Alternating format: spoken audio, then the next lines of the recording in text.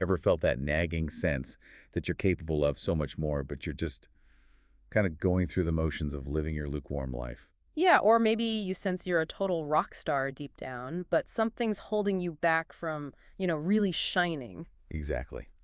Well, today we're taking a deep dive into an incredibly impactful source. Jen Sincero's You Are a Badass, How to Stop Doubting Your Greatness and Start Living an Awesome Life. Yes, a very direct title. This book offers a compelling and often pretty funny path to move beyond that self-doubt and unlock a truly awesome life. Right. So our mission for this deep dive is to pull out the most potent nuggets of wisdom, the actionable insights from this book. To help you, our listener, maybe make some profound shifts. Yeah. We'll explore why change can feel so daunting, what's really driving our habits. And how to harness that inner power to live the life you actually desire. Okay, so let's start with this core idea from the book, How You Got This Way. Sincero uses some bold language. She says it's not your fault that you're fucked up, but it is your fault if you stay fucked up. Strong words. Definitely. So what's behind this foundational fuck-dupedness, as she calls it? What does the source say? Well, this really brings up the huge role of our subconscious mind. The book paints it as this unfiltered little kid. Okay. It just absorbs and believes everything it hears, especially when we're really young, before our conscious minds are fully developed. Ah, so that early programming. Exactly. It creates a blueprint for our lives, our core beliefs, that pretty much runs the show, often totally without our awareness. Right. And it's when our conscious desires clash with those deep subconscious beliefs. That's where the tension comes from. Like she says, driving with one foot on the gas and one foot on the brake, That's such a perfect image for it. isn't it? And she gives this personal story about a bowling accident, Oh, yeah. which led to this really frustrating mattress shopping trip. It highlights how her ingrained family training specifically, not being taught confrontation skills, meant she couldn't even tell the salesman to get off the bed she was trying. Wow. So these old patterns creating real limitations now. Totally. Seemingly inexplicable limitations in our adult lives, all stemming from that early blueprint. Okay, so our inner truth, our reality, can be shaped by these old, often unchallenged beliefs. Pretty much, yeah. But the book offers a way to tap into something bigger. It talks about the G word, or source energy. What is that exactly, this universal force she wants us to connect with? What's interesting here is how she frames source energy. It's not necessarily religious, more like a universal principle. Okay. The idea is the universe is made of this energy, and everything, us, our desires, everything vibrates at a certain frequency. Right, the law of attraction idea. That's the core of it. Vibration, it attracts like vibration. And she has this funny story about country line dancing. Why dancing? Yeah. She initially made like snarky fun of it, but then got completely obsessed. She uses it as an analogy for how she eventually, unexpectedly embraced this whole God thing or source energy concept. Oh, okay. I can see that. And the source really hammers this home. Everything you want is already available. Already available. Yeah. It's not just about thinking positive thoughts, though. It's a call to action, but action powered by belief. So how do you get it? It involves aligning your energy, keeping that frequency high, and then taking decisive action, all grounded in the belief that faith is greater than fear. Faith greater than fear. Think of the flying dream analogy she uses. The second you doubt, the second you stop believing you can fly, you crash. Ah, okay. That makes a lot of sense. The subconscious kid, the energy, the faith over fear. But if these programs are so deep, how do we actually break free? How do we connect with what's available? Good question. The book suggests becoming present as a pigeon. Present as a pigeon. Okay. Well, the idea is summed up nicely. If you are depressed, you're living in the past. If you are anxious, you're living in the future. If you are at peace, you are living in the present. Right. Into the now. Exactly. And she talks about struggling in yoga, in pigeon pose specifically. Her mind kept drifting past pain, future worries, totally missing the magnificence available in the moment. I think we can all relate to that. For sure. The book points to animals and little kids as, like, perfect teachers of presence. Because they're just there. Yeah, constantly creating in the state of free-flowing, concentrated bliss. It says we'd be wise to take more of our cues from the beasts and babies. Take cues from babies. Got it. The key idea isn't that the things we want don't exist yet. It's more that we're often just unaware of their existence. Okay. Staying present, connected to that source energy, helps us download ideas and seize opportunities. There's a Hindu story she mentions Yeah. about a lady meditating on Krishna so focused that she completely misses him when he actually walks right past her. Oof. A reminder not to miss what's right in front of us. Precise. So presence helps us tune in, but there's still that internal resistance, right? That voice trying to keep us small, keep us safe. What does the book call that? Is that the big snooze? That's the one, the big snooze, Huh? or BS for short. That's the ego in action. The inner saboteur. Totally. It runs on our limiting false beliefs, always needs external validation, reacts to everything, and it's deeply committed to keeping you safely confined within the reality you've created, your comfort zone. Right. Whereas our true self, Your true self, or superhero self as she calls it, connects to source energy. It gets validation from within, acts proactively, and wants to create a reality based on your limitless potential. okay, so big snooze versus superhero self. And it's not just internal chatter. She talks about the crab effect. The crab effect, what's that? Picture a bowl of crabs. If one tries to climb out, the others will literally pull it back down. Seriously. Yeah. It illustrates how other people, even people who love us and mean well, can unintentionally smear their fear and worry onto us when we try to make big changes. Pull us back into the bowl. Wow, that's a powerful image.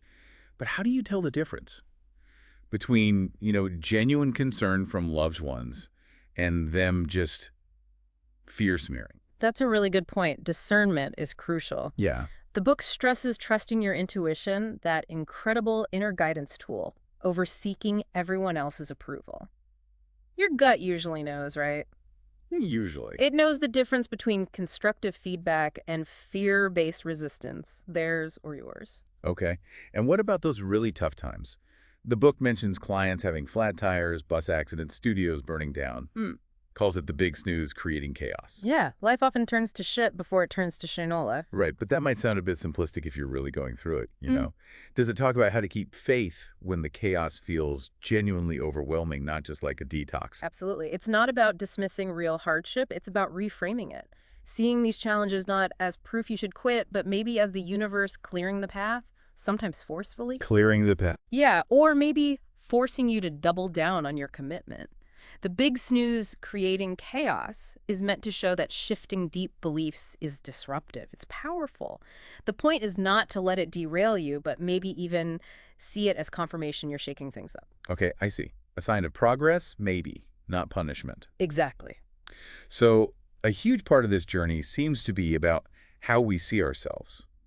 The book calls it Self-Perception is a Zoo. What's that about? Yeah. The insight there is pretty profound. It's just as easy to believe we're awesome as it is to believe we're giant sucking things. Same amount of energy? Basically, yeah. Both beliefs take the same amount of energy and focus. So the challenge is to stop pushing a giant marshmallow up a hill with all that self-doubt. Right. And instead, choose. Choose to see yourself through the eyes of someone who admires you. Embrace that you are a badass. You were born one. You were one when you came screaming onto this planet, and you are one now. The book even says the universe is totally freaking out about how awesome you are. I like that. The universe is freaking out about me. It's about shifting that internal talk from criticism to radical self-acceptance. Okay, if self-love is so crucial, how do we actually do it? Cultivate it. It sounds easier said than done for a lot of people. Yeah. Are there practical ways to love the one you is? Yes, definitely. This is where it gets actionable. The book outlines key practices. One big one is drown yourself in affirmations. Affirmations, like repeating phrases. Exactly. Things like, I am one with the universe. The universe is awesome, and so am I. It sounds maybe a bit cheesy to some. A little. But it's about actively reprogramming those subconscious patterns we talked about earlier, really rewiring the brain. Okay, what else? Actively do things you love. Don't wait for joy. Proactively create it. That raises your frequency, your vibration. Makes sense. And a huge one, don't compare yourself to others because, as the book says, comparison is the fastest way to take all the fun out of life. So true. It really is the thief of joy. Totally. She playfully asks you to imagine if Marilyn Monroe compared herself to Kate Moss or Led Zeppelin to Mozart. Their unique badassery would just be lost, right? Yeah, good point. We all have our own thing. Exactly. But what about dealing with other people's opinions? That feels like a massive weight for so many of us. The book has that bold chapter title, I Know You Are, but What Am I? What's the advice there? The message is incredibly freeing. Do not waste your precious time giving one single crap about what anybody else thinks of you. Wow. Just don't care. Pretty much. The book argues that what other people think about you has nothing to do with you and everything to do with them. How so? Think about two people watching the same movie. One loves it, one hates it. Their opinion reflects them, their tastes, their mood, their baggage. Yeah. Not the objective reality of the Riddy, it's the same with their opinions of you. It's their projection. Exactly. It's their stuff, not yours. So, to really internalize this, the book says first ask yourself why you're about to do or say something. Is it truly for you or just for approval? Catch yourself. Okay. Second, always do your best. When you know you're giving your best effort, external opinions matter less because your confidence comes from within. Right. And maybe most importantly, trust your intuition. Recognize it as that incredible inner guidance tool that knows what's right for you, regardless of the noise outside. Trust your gut. That's a big permission slip for a lot of people. It really is. So, okay, built up some self-love, tuned out the critics. Where do we go? The book asks that big question. What are you doing here? How do we figure out our purpose, our calling? Yeah, the purpose question. The book wisely suggests it's not always some big thunderbolt hype moment. Often it's more of an evolving journey. You might have several callings throughout your life. Okay, that takes some pressure off. Right, and for clarity, it suggests practical things like the Be the Alien exercise. Maybe alien. Yeah, try to step back and see your own life, your skills, your resources, your passions with fresh eyes, like you just landed here. What looks interesting? What are you good at? An objective view. Exactly. And critically, take the first right step. Don't just sit around thinking about it. The book insists most answers reveal themselves through doing, not thinking. Wooing, not thinking. Yeah. Sincero herself found her calling as a coach just by taking a small step, joining a women's entrepreneurial group. It wasn't some grand plan, just one little action. So small steps count. Hugely. Even if you end up in a stepping stone job like waiting tables while you dream of being a rock star, the advice is do your best wherever you're at. Bring a good attitude, be grateful. That keeps your frequency high and attracts opportunity. Right. Embrace where you are while moving forward. You got it. And maybe the most unforgettable example of just being yourself in the book is Loincloth Man. Tell us about him. Loincloth Man, yes. It's this story of her encountering a guy living completely off the grid in the Utah wilderness. And a loincloth. Apparently. And he was just totally unapologetic about his unconventional life. Just happy, being true to himself, in the moment, middle of nowhere. It's a powerful story reinforcing that core idea. Love yourself no matter who you really are. The freedom in total self-acceptance. Forget what society thinks. That's radical authenticity. It really is. That Loincloth Man story Yeah. really sticks with you. Makes you think about how much energy we waste trying to fit in. Definitely. Even if our version isn't quite so minimalist. Right. So, okay, we've covered mindset, energy, self-love, purpose. Now, how do we actually make these changes stick? How do we tap into the mother lode consistently? Meditation comes up as key. Why meditation? The book calls meditation a much-needed respite from the madness. It's presented as a direct line to connect with that source energy we talked about. How does it do that? Well, it automatically pulls you into the present moment, which, as we discussed, is crucial. It raises our frequency and opens us up to receive unlimited information and ideas. She likens it to riding the airstream of awesomeness. Riding the airstream of awesomeness. I like that. Does it have to be complicated? Not at all. The advice is start small, maybe just 5 to 10 minutes each day. Focus on your breath, visualize a light beam, use a mantra, simple, actionable steps. It's about creating that consistent space to clear the mental clutter and just tune in. Okay, 5 minutes sounds doable. A way to quiet the big snooze and hear the universe. Pretty much. Beyond meditation, what about actively managing our thoughts? Especially those limiting ones. The book boldly says, your brain is your bitch. What does that mean practically? Yeah, it's another provocative title. It underscores the idea that our thoughts are the most powerful tools we've got. It quotes James Allen, "Mind is the master power that molds and makes." So we're in charge of our thoughts. That's the challenge. To bravely think what you want to think is to think the truth, regardless of appearances, even when reality looks totally different. Like the example she gives. Yeah, eating tuna from a can while vividly imagining yourself hanging poolside with the president. It sounds absurd, but it highlights the principle. Which is A crucial insight. You have to change your thinking first, and then the evidence appears. Belief before results. not the other way around. Exactly. So practical tools for this include Upgrade your environment. Surround yourself with things that support the new mindset you want. Makes sense. What else? Make a vision board. Our minds think in images, right? So a vision board helps you focus and, as the book suggests, manifest down to the tiniest details. Visualizing the goal. And also, surround yourself with people who want to think big. Make a conscious choice to be around inspiring people who lift you up, not drag you down. Choose your circle wisely. Good advice. Okay, let's talk action. Procrastination, perfectionism, they stop so many people. The book's advice, lead with your crotch. Okay, yes. Again with the titles. Right, what's the essence here? It's about reconnecting with that youthful energy, that almost idiotic yet awesome disregard for what-ifs that can lead to spectacular and thrilling results. Just doing it without overthinking. Precisely. The title is meant to jolt us into action. She tells her story about starting a band called Crouch. Seriously, crotch. Yep. With zero musical skill, apparently, just for the fun of it. It shows how passion trumps fear, and that vital principle, done is better than perfect. Done is better than perfect. That's huge. It is. And practical advice includes, notice where you stop. When you're working on something, where do you typically get stuck or distracted? Identify it, then address it. Pinpoint the roadblock. Yeah. And she offers this fun motto, I just want to see what I can get away with. Huh. To lower the stakes. Exactly. Reduce the pressure, ignite action, make it playful. Just start. I like that motto. I just want to see what I can get away with. Okay, what about overwhelm? The feeling of too much to do, not enough time. How does the drama of overwhelm chapter help? It basically says, stop creating unnecessary drama. Life is but a dream. Don't turn it into a nightmare by freaking out over your to-do list. Easier said than done sometimes. True, but it tackles complaints like, I don't have enough time head on. It asserts time is largely in your mind. If you truly prioritize something, you'll find the time. It appears when needed. Shift the mindset about time. And for that, there's too much to do feeling. First, watch your mouth. Stop constantly talking about how busy and overwhelmed you are. That just reinforces it. Stop complaining, basically. Yeah. And second, crucially, get some help. Delegate. Ask for support.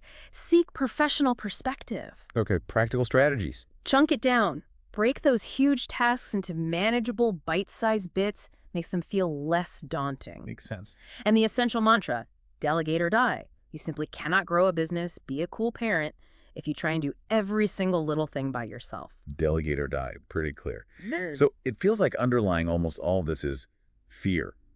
Confronting fear seems central to the whole badass journey. Absolutely. The book declares, fear is for suckers. That's blunt. How does it suggest we actually tackle fear? Yeah, it's a central theme, and she doesn't pull punches. There's a striking analogy she uses. The cave story. That's the one. Being in a cave, experiencing absolute terrifying darkness, and realizing that fear will always be there, poised and ready to wreak havoc. Let's But like it. we can choose whether we're going to engage with it or turn on the lights, drown it out, and crawl past it. The core message.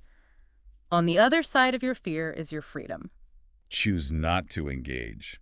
How? Practical ways include view fear from your rearview mirror. Look back at things that terrified you in the past. They probably seem like pipsqueaks now, right? That builds perspective. Yeah, sure. Past fears shrink. Also, be in the moment. Ask yourself, right now, this very second, is anything truly scary happening? Usually the answer is no. Fear lives in the past or future. Ground yourself in the now. And finally, cut off the stream of crap. Be conscious about the negative news, gossip, or information you consume that just feeds your fear. Starve it. Starve the fear. I like that framing. Okay, let's shift gears slightly to something often loaded with fear and doubt. Money. The chapter is Money, Your New Best Friend. A big one for many people. For sure. What's the different perspective here? It's about totally reframing that relationship. She tells a story about deciding to buy an expensive Audi Q5. Full broke. Yeah, with an empty bank account, apparently. It illustrates her core belief. When you up-level your idea of what's possible, you open yourself up to the means to accomplish it as well. You have to expand your belief first. Believe it's possible, then find the way. Exactly. And the book emphasizes money is currency and currency is energy. It's not just about working hard. It's about aligning your energy with the abundance you want. Energy alignment again, so specific rules for this. Key guidance includes come from a place of abundance, not lack. Visualize what you want as if it's already here. Feel it. Abundance mindset. Yes. Then, get clear on where you're at, understand your current money story, the beliefs, the habits, and then consciously rewrite it. Rewrite the money story. And get clear on where you desire to be. What kind of life specifically makes you happy? Design it. And finally, raise your frequency by believing you're worthy of abundance. She even says, one of the best things you can do to improve the world is to improve yourself. Implying your abundance helps others. Right. It empowers you to contribute more. Interesting. So we're taking action, thinking big thoughts, aligning our energy, but it needs balance, right? The book says, remember to surrender. What does surrender mean here? It means after you've done your part, taken that hell-bent, joyful, passion-fueled action, you have to let go. Release our kung fu grip energetically. Create space for what you want to actually arrive. Allowing, not forcing. Exactly. The book is clear. Your faith in the universe must be stronger than your fear of not getting what you want. Faith over fear again. It uses the analogy of hiring someone to clean your house. You tell them what needs doing, maybe show them around. And then you let them do the job. Right. You trust them. Surrendering is like that. You've done your part. Now you hand the job over to the universe and trust the process. That's a really helpful analogy. Do your part, then let go. Okay. Yeah. It makes it less abstract. Definitely. So finally, bringing it all together, sustaining this badassery. The chapter, doing versus spewing. What's the final message on consistency? It reinforces that people who are successful are not only willing to get uncomfortable, but they know they have to make a habit of it if they want to stay successful. Get comfortable with being uncomfortable. That's the essence. Embrace the new level, new devil idea. Growth always means new challenges. Sincera's own story backs this up. Selling everything. Yeah, selling everything, living nomadically, writing the book on the road, constant leaps of faith, sustained belief that demonstrates her point. This shit works. Walking the talk. Totally. So the final advice is direct. Give your bad habits the heave-ho. Consciously decide who you want to be and ditch what doesn't align. Hang high. Choose to be around people who inspire you, who make you feel like a giant loser if you're not kicking ass too, in her words. Tough love from your friends. A little bit. Yeah. And get your body in on it. Use physical movement, posture, action to anchor affirmations and boost your energy. It's a whole system approach. Mind and body working together. Okay, wow. What a journey we've taken in this deep dive. Really unpacking how to embrace your inner badass. It's quite a toolkit, from understanding subconscious beliefs and energy. Right, to mastering thoughts, taking action, self-love, money, surrender. It covers so much. It really does. And maybe the ultimate takeaway is that idea Jen Sincero puts out there. You are precisely why you are here, to shine your big-ass ball of fire onto this world of ours. Your unique brilliance is needed. Absolutely. The world needs what you have. So for you, our listener, listening to all this, what's one story, one limiting belief maybe, that you feel ready to rewrite after this deep dive? Yeah, and what's maybe one small, maybe even uncomfortable act of faith you can take this week? Just to start living a life you've never lived before. Just one small step. Consider that final thought from the book about the author's Nana looking at a simple soda dispenser. And just asking. Just asking why not? Pure curiosity, pure openness. It embodies that ultimate permission the book offers. Give yourself the permission and the means to be who you are, regardless of what anybody else thinks or believes is possible. The permission to just be you. So the challenge left for you, the listener, is what is your why not?